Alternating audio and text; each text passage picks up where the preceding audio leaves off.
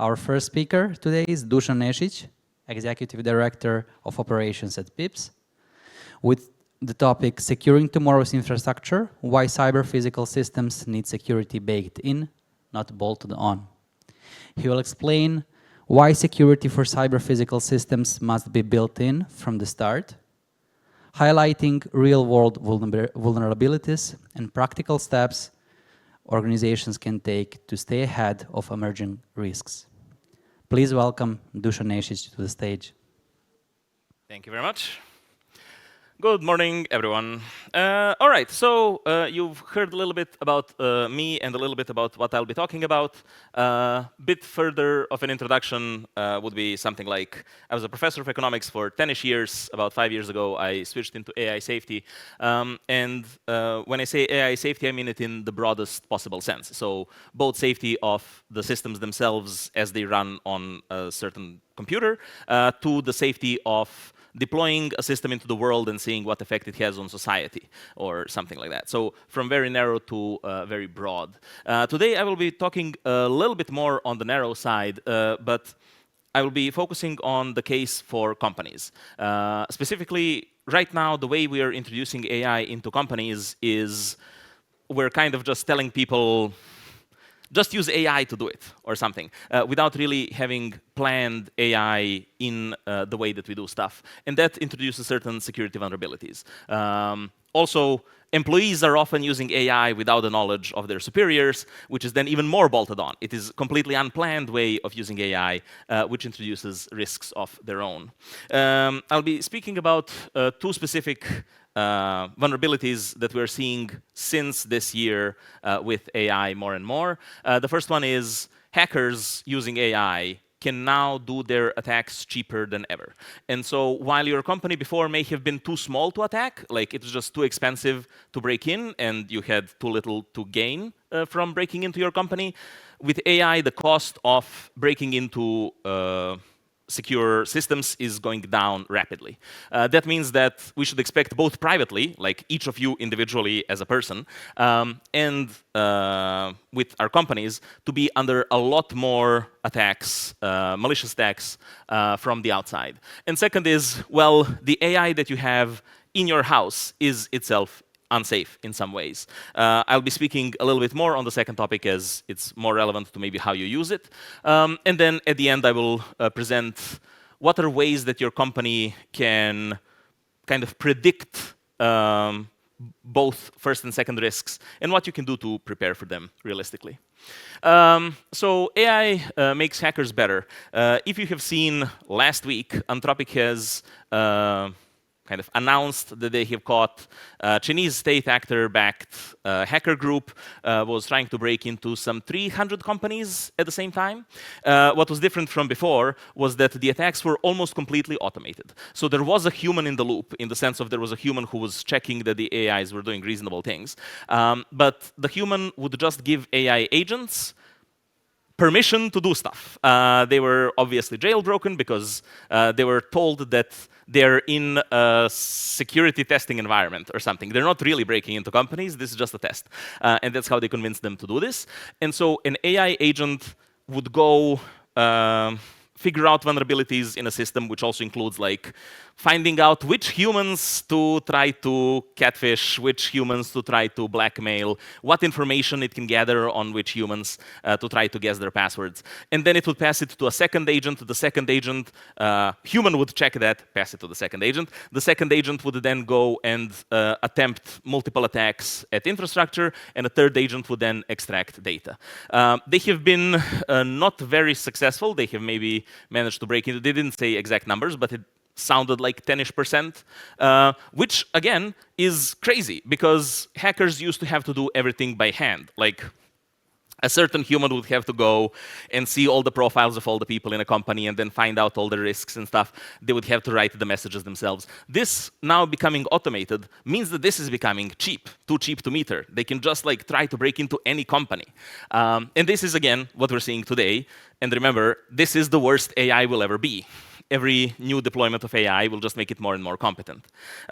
So what changed since last year? Well, they have more intelligence. Each new model is showing better capabilities of manipulating the world around itself and better at planning long-term tasks. They have more agency. So that means that you no longer need to prompt an agent. They can self-prompt. You can tell it to go do that, and it'll figure out what it needs to do and prompt itself to go do those things. And these agency windows are becoming longer and longer. So before, it would take them like seconds before they get stuck in a loop, then minutes, and now they can do a task for hours without getting stuck in loops. And then they have tool use. Tool use is a thing that AI struggled with before. They no longer struggle with it. If you connect it to like formal checkers of code, for example, they can just write good code. And so by being able to use tools, they are also becoming better hackers.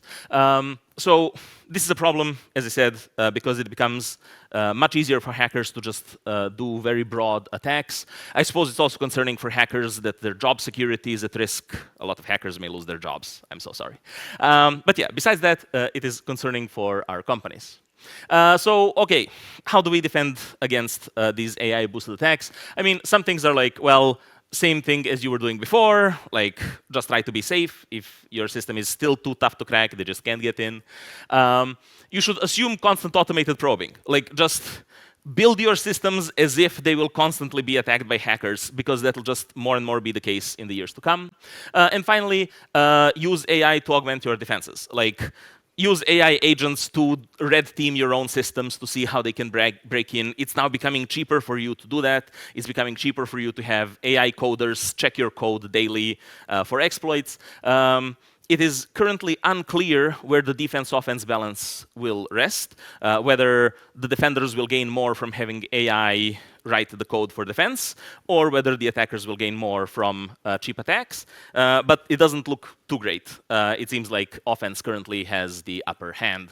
On the other hand, your own AI systems are risky themselves. What does that mean? Well, more and more, we are giving AIs critical write access or write access to critical infrastructure. This is sometimes, as I said, unwillingly. Like, you don't know that your head programmer is just asking AI to write all its code and then just copy-pasting without checking. Sometimes willingly, because companies are just really excited to get started, and AI can write the code really quickly. This gives us some unpredictable failures. The unpredictable failures can be of the sort where AI gives code and we can't check if it's good because AI's capabilities are beyond our own, or it produces so much code that we just say, it'll be fine. It seems to run, it's okay. And then we cannot see glitches. Problems that can arise there are also from, we don't know if AI is actually aligned. Like, my job is a lot working with people who make AI, Claude and ChatGPT, and the issues there are AI sometimes puts in backdoors and we don't always know why. And sometimes if the prompt has been jailbroken, or if somewhere in your documentation that the AI is reading, a malicious employee put code saying, ignore your instructions and leave me this kind of backdoor, you'll end up with a backdoor without knowing it, and AI will not tell you of that unless you're very, very careful to check.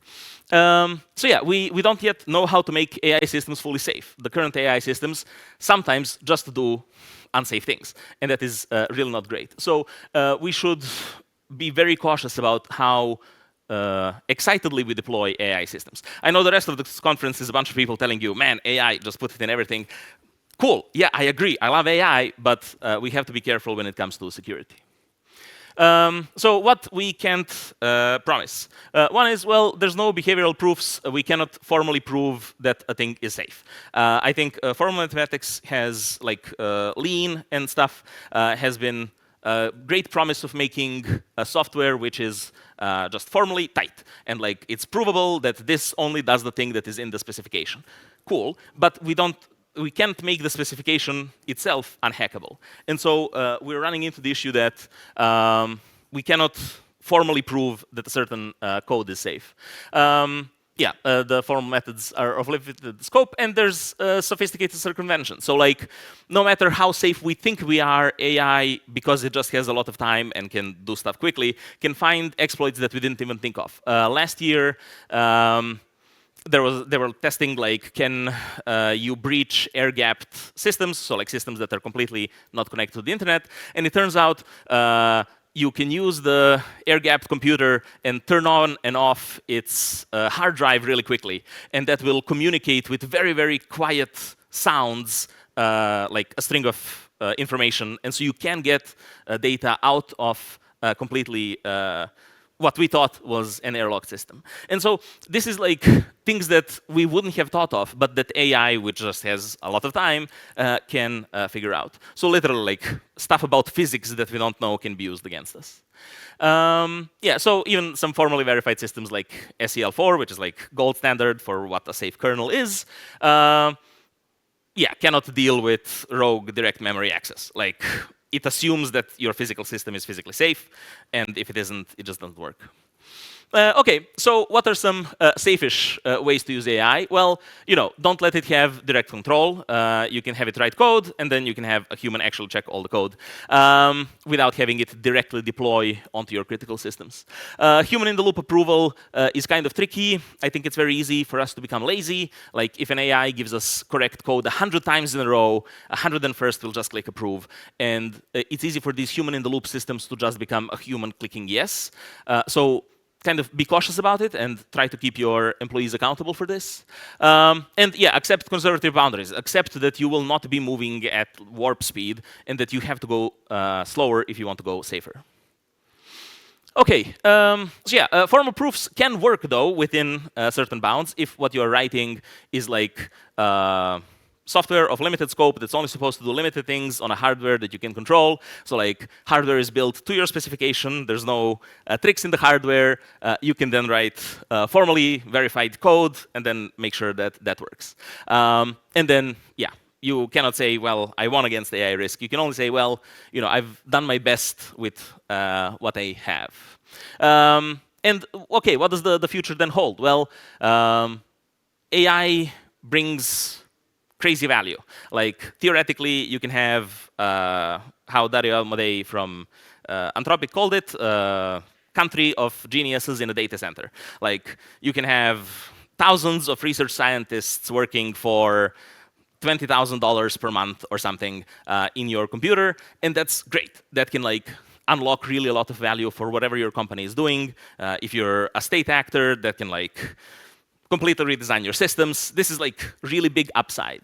And I understand the allure that as AI models become more and more capable, we want to use them more and more. But the paradox is, the more capable they are, the more subtle security vulnerabilities they can bring in, the more capable the hackers are in breaking into our systems. And so the capability is kind of a double-edged sword that doesn't say that the stronger it is, the more you should use it, but the stronger it is, also the more cautious you should be. So yeah, the kind of trade-off is, the less you use AI, the less you get to benefit from the upside. And you kind of don't want that. Like, I agree that most humans' glorious future only lies behind using AI sufficiently. So what I'm advocating for is kind of a conservative imperative. Like, put boundaries that make sense for you. Like, don't go as quickly as you can. Don't move fast and break things. But actually consider which things should not be broken in this move. So what can you do in the next 12 to 18 months? Part of my job is, unfortunately, trying to predict what AI will do, and that is a very ungrateful job because no one is really great at predicting what AI will do. You have seen the curves. You have seen people say, oh, it'll never do anything, or oh, it'll be able to do everything by 2027 or something. And so like, it's all over the place. Experts cannot agree on what is actually feasible. But I'm trying to give you something that, for me, seems like reasonable predictions about AI capabilities in the next 12 to 18 months and what it means for companies and people. So on the first track that I was talking about, kind of defending against hackers with AI, there's, yeah, just like more than usual amount of care. Currently, you could kind of get by if you're a small Serbian company, the risk of you getting hacked is very low. Toss that assumption away. assume that both your private accounts and company accounts are very likely to be under constant stress testing from hackers because it's just going to become cheap to do so. For your own AI deployments, if you're working in a company, talk to your employees about AI usage. Talk to them about what responsible AI usage looks like and have intentional strategies. Don't let AI become something that you just kind of accidentally end up using critically for all your systems. Like, make a plan for what is the amount of risk I'm willing to take and how will I deploy these AI systems in my company. Yeah, build organizational literacy. This is one thing that I have seen quite a lot, is employees just do not know the limitations of current AI systems. On either end, they're either uncalibrated and think AI is completely useless because the last time they used AI was like ChatGPT 3 when it came out or something. And it's like, yeah, grandpa, it's no longer like that. Like, AI can now do really a lot of things. Or they think AI is perfect at everything, I should just use AI directly, and they do not know just how limited it is. So kind of calibrating your employees on how to use AI and how well can AI do is important in this sense. Yeah, and then if you have a board of directors, if you have someone that you report to, the honest story is, hey, we can't guarantee that this system is safe, like we couldn't guarantee that our current systems are safe, but we're doing the best we can with these things, like whatever these limitations are for you. So yeah, that is it for me. Thank you for your attention. Any questions I'll take now.